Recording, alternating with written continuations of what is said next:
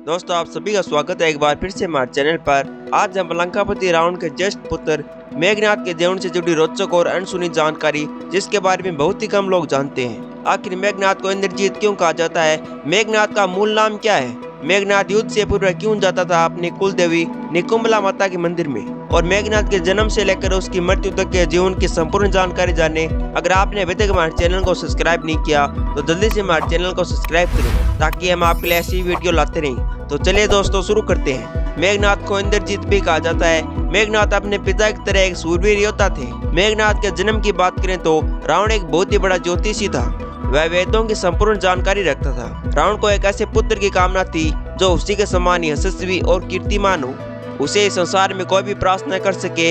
इसलिए रावण ने सभी ग्रहों को अपने वश में कर अपने पुत्र की जन्म कुंडली में 11वें स्थान पर स्थापित कर दिया और उन सभी ग्रहों को लाभ योग में डाल दिया।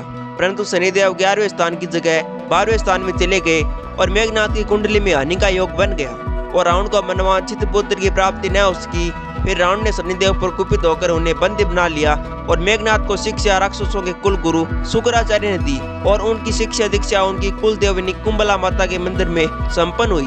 और मेघनाद ने कई सिद्धियों के साथ साथ दिव्य अस्त्र भी प्राप्त किए। जब देवासुर संग्राम के दौरान रावण ने सभी देवताओं को बंदी बना लिया, तब देवतागण रात्रि के समय में अपनी संपूर्ण शक्ति से रावण को बंदी बना लिया और देवलोक ले गए और रावण को कारागृह में डाल दिया।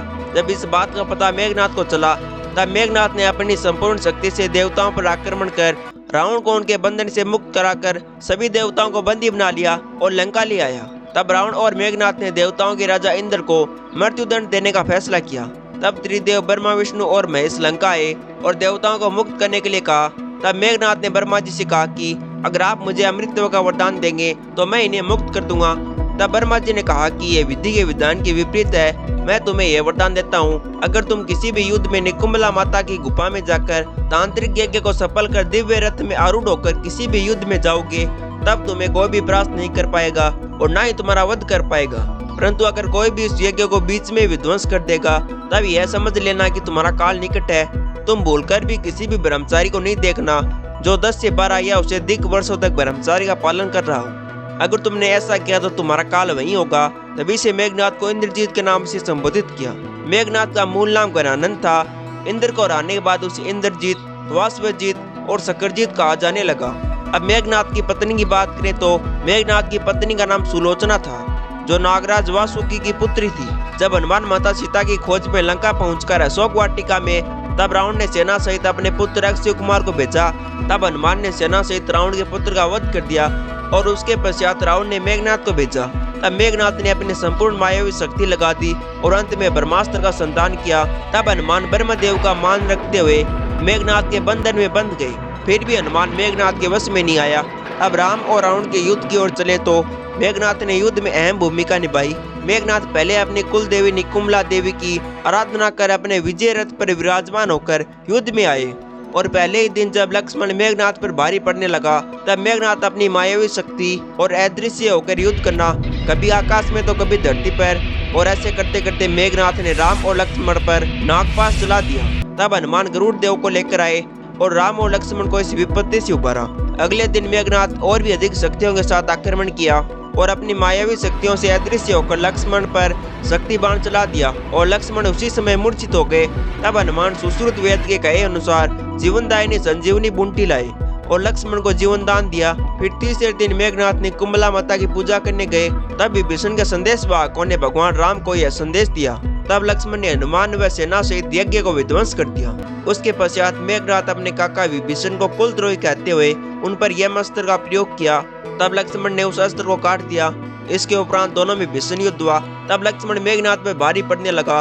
तब मेघनाद ने इस संसार में सबसे घातक अस्त्र ब्रह्मास्त्र, भगवान शिव का पशुपतास्त्र और भगवान विष्णु का सुदर्शन चक्र, इन तीनों के तीनों अस्त्रों का लक्ष्मण पर एक एक कर प्रयोग किया, परंतु तीनों ही अस्त्र निष्फल हो गए और भगवान विष्णु का सुदर्शन चक्र लक्ष्मण की परिक्रमा लगाकर लौट गया। इस घटना के बाद मेघनाद समझ गया ये कोई साधारण व्यक्ति नहीं है, ये तो शेषनाग के अवतार है। तब मेघनाद अपने पिता के पास गया और उन्हें समझाने लगा कि आप भगवान राम से संधि कर ले और सीता को लौटा दें। इसी में हम सब की भलाई है और इसी में लंका का हित है।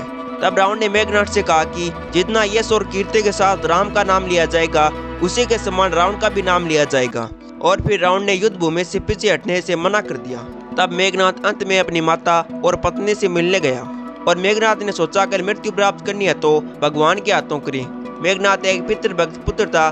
फिर मेघनाथ अपनी माता पिता और अपनी पत्नी से मिलने के बाद पुनः युद्ध में गया और लड़ते लड़ते लक्ष्मण के हाथों वीरगति प्राप्त हो गई और मेघनाथ का शीश कटकर भगवान राम के चरणों में जा गिरा। तब मेघनाथ की पत्नी सुलोचना ने रावण से कहा, मेरे पति का शीश लेकर आए। तब रावण ने कहा, राम एक पुरुषोत्तम है, वो लौटा देंगे। और अंत में भगवान राम ने उस वीर योद्धा का शीश आदर सहित राजमहल में भेज दिया। तो दोस्तों, ये थी इंद्रजीत के जीवन से जुड़ी जानकारी। उम्मीद करते हैं आप सभी को ये वीडियो पसंद आया होगा। इस वीडियो में मेघनाथ के जन्म से लेकर उसकी मृत्यु तक की जानकारी दी गई है। अगर हमसे कोई भी गलती हो गई हो तो हमें क्षमा करें। और आप सभी को आगे किस विषय में वीडियो चाहिए कमेंट बॉक्स में अवश्य बताएं। और साथ ही कमेंट बॉक्स में जय श्री राम अवश्य लिखें। लाइक करें, शेयर करें और सब्सक्राइब करना ना भूलें। धन्यवाद दोस्तों।